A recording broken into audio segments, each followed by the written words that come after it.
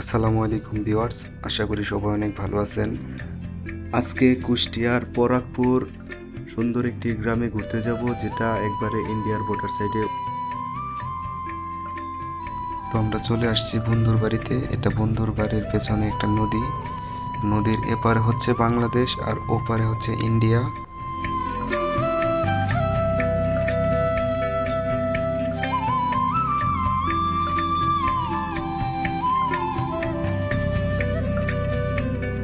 নদীটা যদিও ছোট, কিন্তু নদীটা আসলে খুব চমৎকার সুন্দর একটি জায়গা। নদীর মাঝখানে বাঁশের একটা সাঁকো দিয়ে বাংলাদেশ এবং ইন্ডিয়া দুই দেশের মিলিত হয়েছে। ফাইনালি আমরা ভিসা পাসপোর্ট ছাড়াই ইন্ডিয়াতে চলে আসছি। এখন আমরা ইন্ডিয়াতে আছি। এখানে যে জমিগুলো, এগুলো ইন্ডিয়ার কৃষকজন চাষ করে। সত্যি খুব অসাধারণ একটি গ্রাম।